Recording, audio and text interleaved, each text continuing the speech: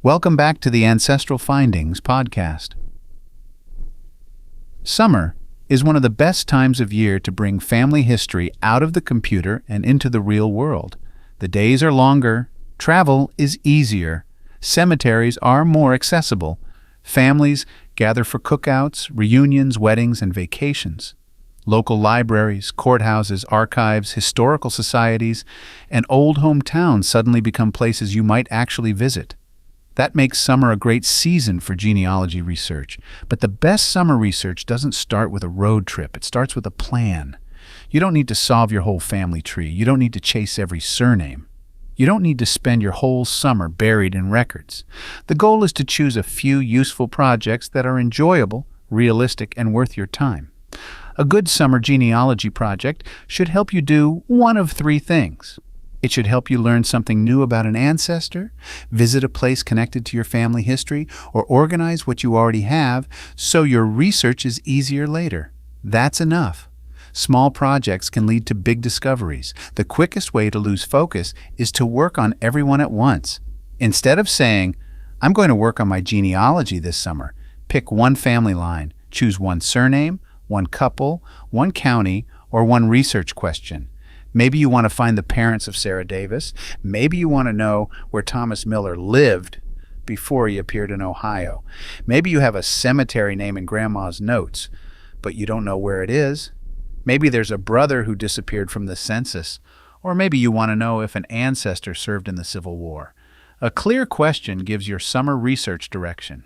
It also makes the work more enjoyable because you're not wandering through records hoping something turns up. You're looking for something specific. Before you visit a library, courthouse, cemetery, or archive, write your main question at the top of a page. Keep it with you. Every record you search should connect back to that question. Before you look for new records, check what you already have. That may not sound exciting, but it often works. Many genealogy clues are sitting in old files, half-read records, downloaded images, family letters, photo backs, funeral cards, newspaper clippings, and notes from relatives. Look closely at witnesses on marriage records, informants on death certificates, neighbors in census records, people buried nearby in cemeteries, names mentioned in obituaries, locations listed on military papers, churches named in family records, and old addresses in city directories. You may find that the clue you need was already in your files. One helpful exercise is to make 3 short lists: what I know, what I think I know, what I still need to prove. That can help you avoid repeating old searches and point you toward your next step. Once you've done that, make a short summer research list. And I do mean short. Don't make a giant list of every possible record. Choose a few practical tasks that fit your time, travel plans, and energy. You might visit one cemetery, photograph one family plot, call one courthouse, search one local newspaper, visit one local history room, interview one older relative, scan one box of family photos, organize one surname folder, build one ancestor timeline, or request one probate file. This kind of list keeps the project manageable. If you're traveling, check hours before you go. Small libraries, courthouses, historical societies, and cemetery offices may have limited summer hours. Some archives require appointments. A locked door can ruin a research day. A quick call can save the trip. Cemetery research is one of the best summer genealogy projects. It gets you outside. It connects names to real places. It can also reveal family connections that are easy to miss in online records. Before you go, gather the basics. Make sure you have full names, birth and death dates, possible burial locations, spouses, children, maiden names, nearby relatives, and a cemetery map if one is available. When you arrive, don't photograph only one stone. Look around. Families were often buried near each other. In-laws, married daughters, infants, second spouses, parents, and siblings may be in the same row or nearby lots. Take more pictures than you think you'll need. Photograph the cemetery entrance, the section, the family plot, the stone itself, and the graves nearby. Those surrounding stones may be the ones that answer your question later. And be careful with old stones. Never use harsh cleaners, shaving cream, chalk, flour, or anything abrasive on a gravestone. If a marker is hard to read, photograph it from different angles. Morning or late afternoon light often works better than bright midday sun. Sometimes the best clue is not on the stone you came to find, it's on the stone beside it. Summer also brings families together. That makes it a good time for oral history. You don't have to make it formal. Relaxed conversations often work better. Ask one or two good questions, then listen. You might ask what someone remembers about Grandma's house.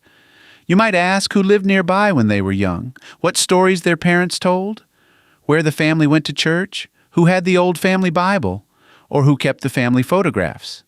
You can also ask if anyone served in the military, if anyone moved away and lost contact, if people had nicknames, or what family stories were told at holidays. Photographs can help. Show an old picture and ask who is in it, where it was taken, and what was happening.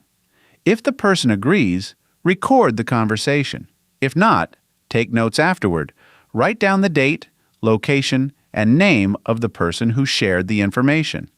Family stories are not always perfect evidence, but they often point you toward records you would not have searched otherwise. Another good summer project is visiting an ancestral town. Every ancestor lived somewhere real. They walked roads, they crossed rivers, they attended churches, they bought land, they read local newspapers, they visited stores. They buried loved ones in local cemeteries. A summer visit to an ancestral town can help you understand your records better.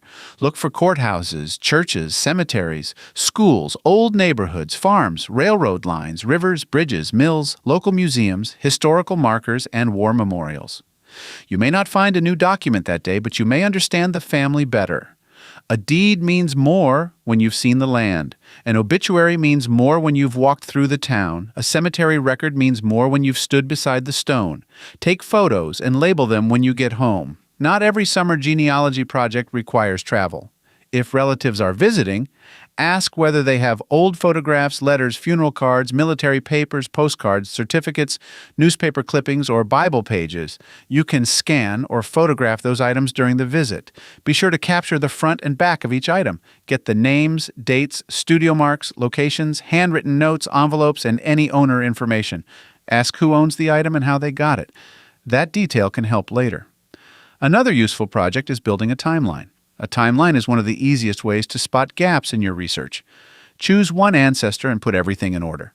Start with birth and marriage.